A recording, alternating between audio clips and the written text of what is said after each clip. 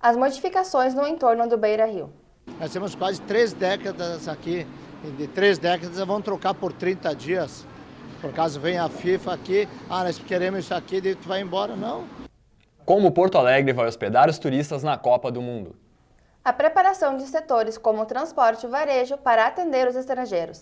E de que maneira a mídia se organizou para cobrir o Mundial? O Jornal Concentração está começando.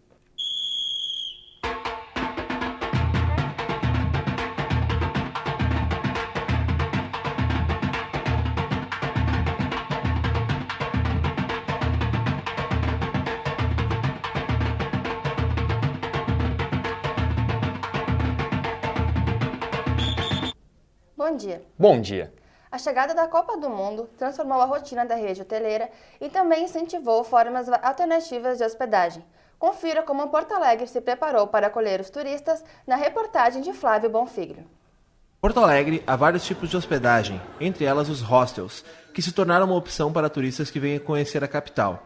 São acomodações mais em conta do que hotéis tradicionais, onde o maior diferencial é a troca de experiências entre os hóspedes que desfrutam de espaços de convívio.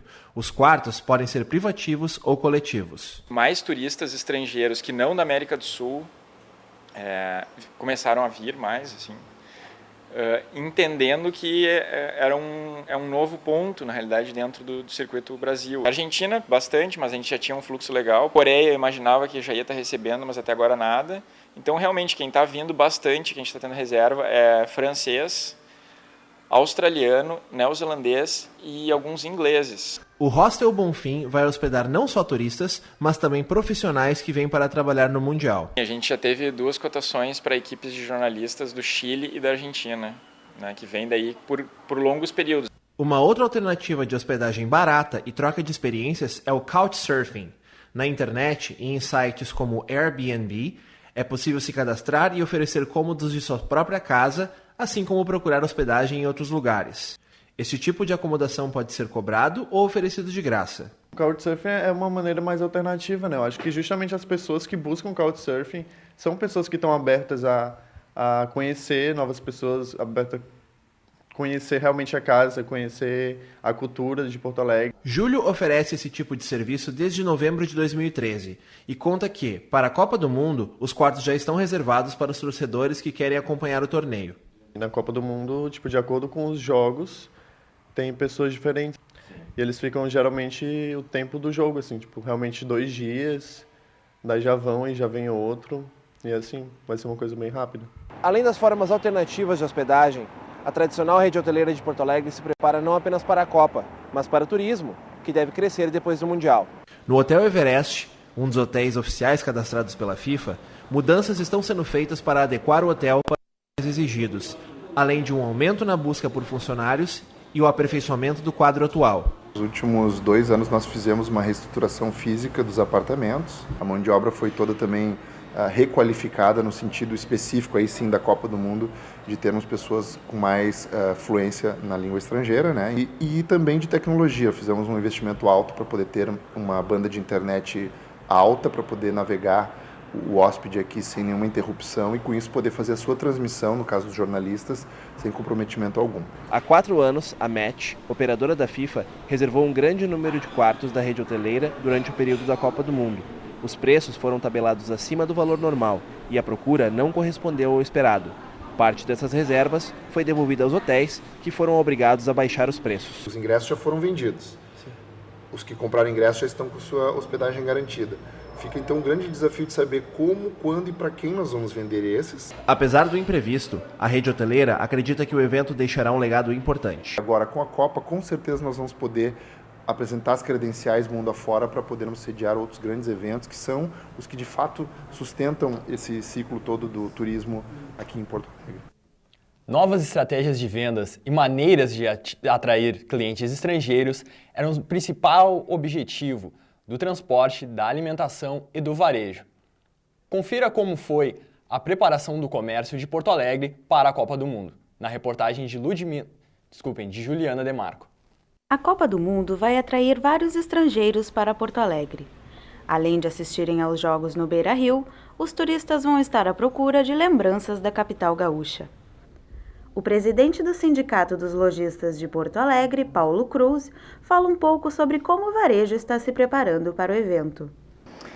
Bom, as lojas estão fazendo uma decoração com motivos brasileiros e com futebol, né? E promoções de preço com produtos que o pessoal possa se interessar, o estrangeiro que vem aqui, o turista estrangeiro, possa levar de recordações e lembranças para lá. O lojista está fazendo promoções em cima disso. Para alguns lojistas, em alguns locais de Porto Alegre, será como um Natal, né? O lojista que souber fazer um bom trabalho, souber atender ao apelo dos turistas que vêm de outros países com excelente poder. Todo turista que vem a Porto Alegre, ele tem um custo muito alto, então ele tem um poder aquisitivo alto. E esse, nas horas de folga, necessariamente ele gasta, ele é consumista, né? Ele aproveita esses momentos para consumir. Então esse tipo de comércio deve se beneficiar desse turista. O principal diferencial dos taxistas de Porto Alegre que falam a língua inglesa está na sua comunicação aprofundada com seus passageiros.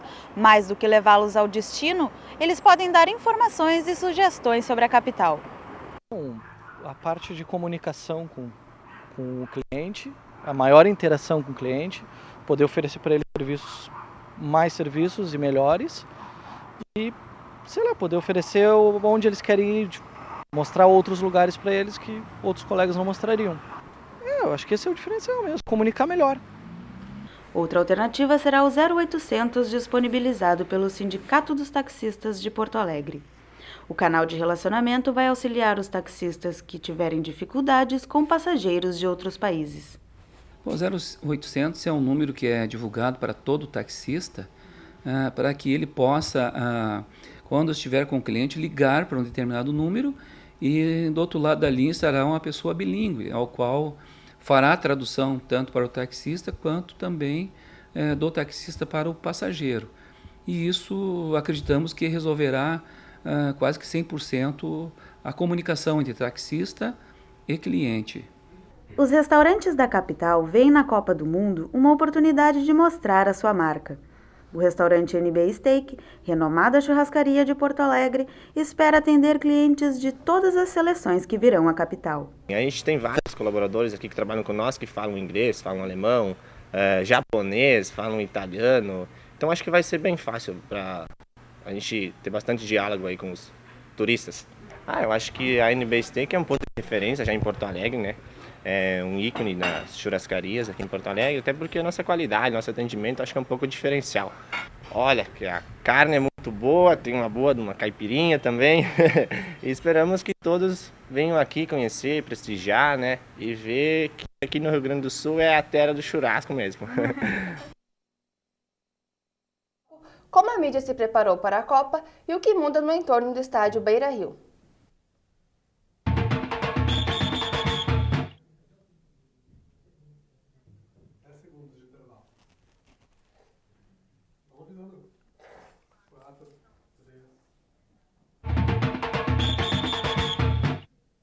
Devido à Copa do Mundo ser no Brasil, as principais empresas de comunicação do estado prepararam uma cobertura integrada que vai além do futebol.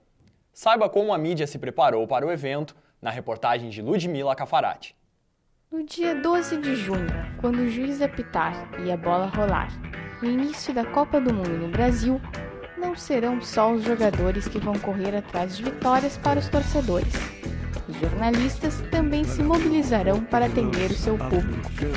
Entre suas estratégias estão integrar diferentes meios de comunicação no mesmo projeto voltado para a Copa e explorar as curiosidades vindas da torcida. O projeto Liga dos Fanáticos é o nosso projeto de cobertura da Copa do Mundo aqui na RBS. E ele envolve tanto a mídia impressa, né, jornais e sites de todos os jornais da rede, aqui no Rio Grande do Sul e Santa Catarina, quanto a rede de rádios e a TV Com, também de Florianópolis e Porto Alegre. E o projeto ele tem que, de alguma forma, atender a todos, né? Então, fazer essa integração foi o grande aprendizado. A gente está preparando uma cobertura bem brasileira e bem interiorizada. O que isso significa? Que a gente vai tentar achar histórias em todas as seleções que estiverem por aqui, A gente vai tentar mostrar cada cantinho desse país que vai receber a Copa, não só para o brasileiro, mas para o mundo, né? A Band vai tentar fazer esse tipo de cobertura. O que muda para a gente, na verdade, é o fato da competição ser aqui e ela ter uma dimensão que é impensável se comparado com qualquer competição de futebol daqui de dentro. Então a gente não pode ficar restrito ao jogo. A gente vai ter que ficar também atento a todas as questões de torcida. Por exemplo, o jogo da Argentina vai trazer o Maradona. Um jogo da Alemanha pode trazer o Beckenbauer. Então a gente tem que ficar atento a tudo isso. Com a internet e as redes sociais, o público deixou de ser apenas um receptor de informações. As suas opiniões influenciam no modo como se faz jornalismo na atualidade. Na Copa não será diferente. O evento transcende o futebol e o público exigirá uma cobertura a respeito das questões sociais que estão ocorrendo no país. O público vai querer saber tudo e a gente vai tentar passar o máximo de informações que a gente conseguir. Não pode ficar restrito ao esporte. Fora isso, todas as questões do que muda na cidade, se essas obras vão ficar prontas, se tudo que foi feito ou que era para ter sido feito vai dar certo, como é que vai ser o comportamento da população aqui em relação aos estrangeiros, se tem um certo receio da questão dos barra bravas da Argentina. Então, transcende meramente a questão esportiva, essa cobertura, e acho que esse é o grande desafio. O público, especialmente o de TV, né, ele vai estar o tempo todo ligado, não apenas no jogo em si, mas ele vai querer saber como é que a seleção está se preparando, como é que a sua cidade está sendo vista por o Brasil inteiro. Ele quer assistir a Copa, ele quer se alegrar com a Copa, ele quer ter uma esperançazinha de que essa Copa foi boa para o Brasil. Não é uma Copa de futebol apenas.